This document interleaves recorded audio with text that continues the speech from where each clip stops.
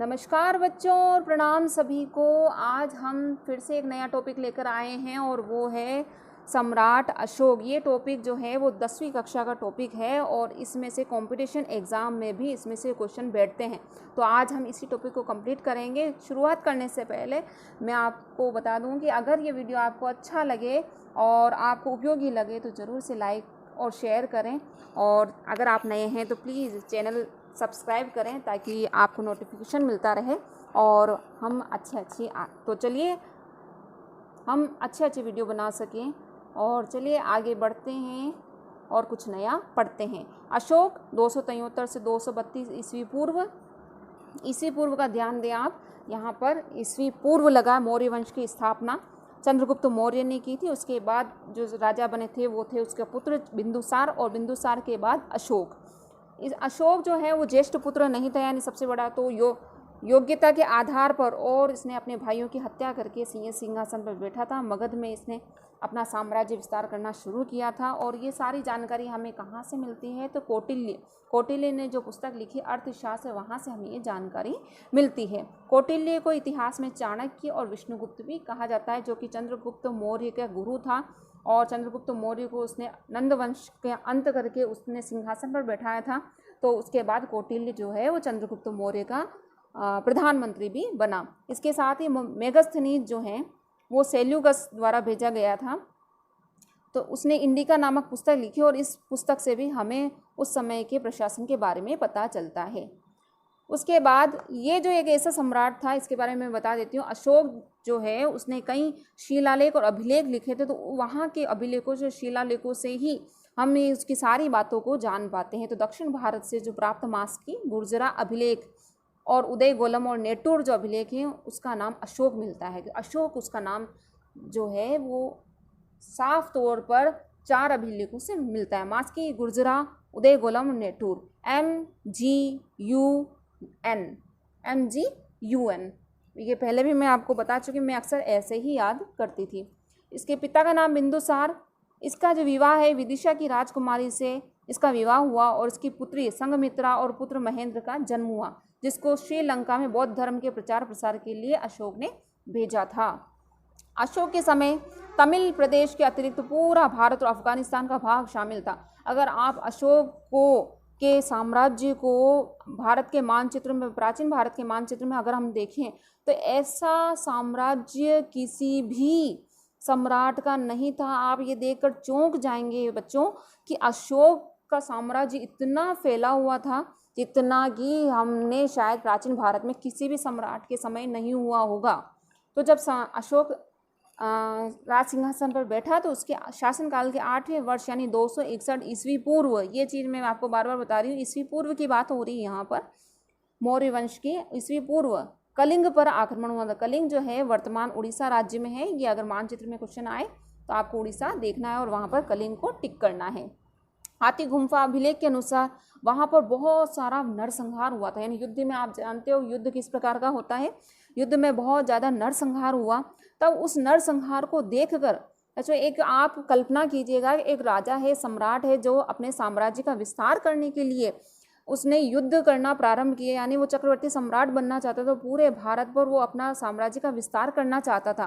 तो ऐसे में हाथी गुम्फा अभिलेख के अनुसार हमें पता चलता है कि उस कलिंग के युद्ध में उसने विजय तो प्राप्त कर ली, लेकिन जब वो उस युद्ध के मैदान में गया तो वहाँ पर नरसंहार, यानी इतनी दूरदर्शा थी वहाँ पर लोगों की कि वो उसे देखकर उसके मन से ये विचार आया कि ऐसे युद्ध में विजय प्राप्ति से क्या मतलब है, जहाँ पर वो ऐसे लाशों के ढेर के ऊपर चक्रवर्ती सम्राट बने। तब उसका मन जो है वो बिल्कुल परिवर्तित हो गया, और यहाँ पर मैंने लिखा है भैरी घोष के स्थान पर धम्म घोष की उसने घोषणा कर दी। भैरी घोष जब युद्ध शुरुआत में जब जो वाद्य यंत्र बजाया जाता है उसे भैरी घोष कहते हैं, और धम्म घोष जब धम्म की शुरुआत के समय जो वाद्य यंत्र बजाया जाता है वो धम्म घोष कहलाता है। तो भैरी घोष के स्थान पर धम्म घोष को स्थापित करने वाला जो सम्राट था वो कौन था इतिहास में? सम्राट अशोक।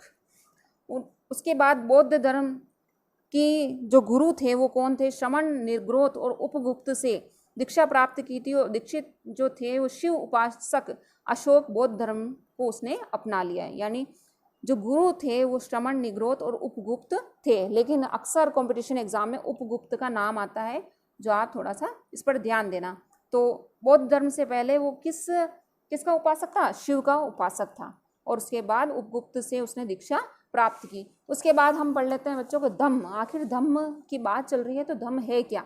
धम्म जो है उसको आप धर्म मतलब एक अशोक ने मनुष्य की नैतिक उन्नति हेतु जिन आदर्शों का प्रतिपादन किया, यानी जिन आदर्शों पर पूरा जीवन चलने वाला है, वो धम्म कहलाता है। तो धम्म की परिभाषा दूसरे और सातवें स्तंभ लेख में दी गई है। वो जो धम्म की जो परिभाषा आज हम कहाँ से प्राप्त करते हैं, वो प्राप्त करते हैं हम धम्म दूसरे व सातवें स्तंभ लेख में।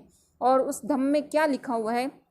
पाप क्रम से निवृत्ति, विश्व कल्याण, दया, दान, सत्य और कर्म शुद्धि ही धम्म है। यानी आप बौद्ध धर्म को देख सकते हैं, उसमें जो नैतिक बातें कही गई है वो लगभग समान मिलेगी आपको। साधु स्वभाव होना बिल्कुल होता है, कल्याणकारी कार्य करना, व्यवहार में मृदुता लाना, गुरु के प्रति आदर, ब्राह्मणों श्रमणों के प्रति दानशील होना, ये सब कुछ उसमें नैतिक उन्नति के लिए जो भी आदर्श प्रतिपादित किए गए वो धम्म कहलाते हैं। आगे हम बढ़ते हैं। तीसरा जो बड़ा शिलालेख है उसमें क्या कहा गया है? तो अक्सर आता है कि लोगों में धर्म की शिक्षा देने के लिए जो युक्त यानी जो अधिकारी थे उनका नाम था युक्त, रज्जुक, प्रादेशिक जैसे अधिकारी 5 वर्षों में दौरा करते थे। तो ये किस में लिखा हुआ है? ये तीसरे बृहद शिलालेख में लिखा हुआ है। प्रथम शिलालेख में किसी भी यज्ञ के लिए पशुवध पर प्रतिबंध, ये प्रथम राजा था जिसने यज्ञ में पशुवध पर प्रतिबंध लगा दिया था। भाब्रू शिलालेख का क्वेश्चन आता है कि भाब्रू शिलालेख में क्या उल्लेखित है?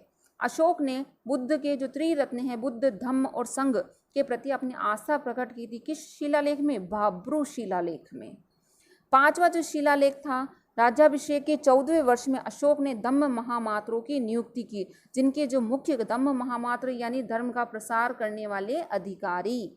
तो इनके जो मुख्य कार्य थे वो क्या थे? जनता में धर्म का प्रचार करना, उन्हें कल्याणकारी कार्य करने तथा दानशीलता के लिए प्रोत्साहित करना, कारावास में कैदियों को मुक्त करना या उनकी सजा कम करना, उनके परिवार की आर्थिक सहायता करना, ये सभी कार्य किनके थे? धम्म महामात्रों के थे। और ये किस शिलालेख में कहे गए हैं? 5वें शिलालेख में कहे गए हैं। वापस आते हैं हम 13वें शिलालेख। 13वां शिलालेख बहुत इंपॉर्टेंट है, कॉम्पिटिशन एग्जाम में मेरे समय तो बहुत क्वेश्चन पूछा जाता था। ये कलिंग विजय का जो उल्लेख है वो किस शिलालेख में मिलता है? 13वें शिलालेख में। अशोक का हृदय परिवर्तन 13वें शिलालेख में। उसका बौद्ध धर्म अपनाने की जो सूचना है वो 13वें शिलालेख में। अशोक की विदेश नीति पर प्रकाश, युद्ध विजय की जगह धम्म विजय की सूचना, ये सब कुछ 13वें शिलालेख में बताया गया है। इसके बाद अभिलेख के बारे में बात करते हैं। अशोक, जैसा कि मैंने पहले भी बताया, अशोक प्रथम शासक था जिसने अभिलेखों के माध्यम से अपनी प्रजा को संबोधित किया। यानी प्रथम जो वो शासक था उस समय का जो अभिलेख मतलब लिखे हुए होते थे उनके माध्यम से प्रजा को संबोधित किया, जिसकी प्रेरणा उसे ईरानी राजा दारा, जिसे इतिहास में डेरियस प्रथम भी कहा जाता है, उससे मिली थी। अशोक के अभिलेखों को पढ़ने में पहली बार सफलता जेम्स प्रिंसेप को प्राप्त हुई, क्योंकि उस समय लिपियां कई चलती थी। और लास्ट में मैंने बता भी रखा है अशोक के अभिलेखों में 3 लिपियों का प्रयोग किया गया है, ब्राह्मी लिपि, खरोष्टी लिपि और अरमाइक या ग्रीक लिपि।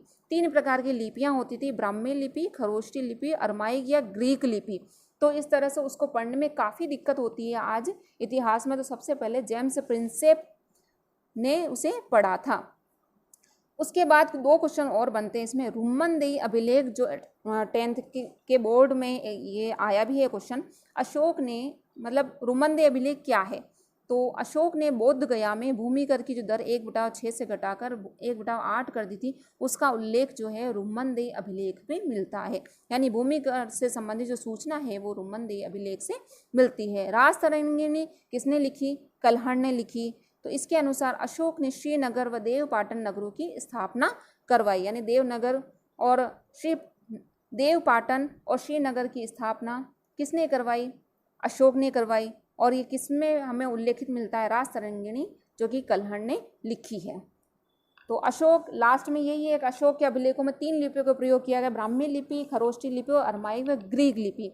तो बच्चों आज जो हमने सम्राट अशोक के बारे में बहुत कुछ पढ़ा है, माना कि मैंने थोड़ा जल्दी जल्दी पढ़ा दिया होगा, पर मेरी कोशिश यही रहती है कि कम समय में आपको ज़्यादा से ज़्यादा जानकारी दूँ।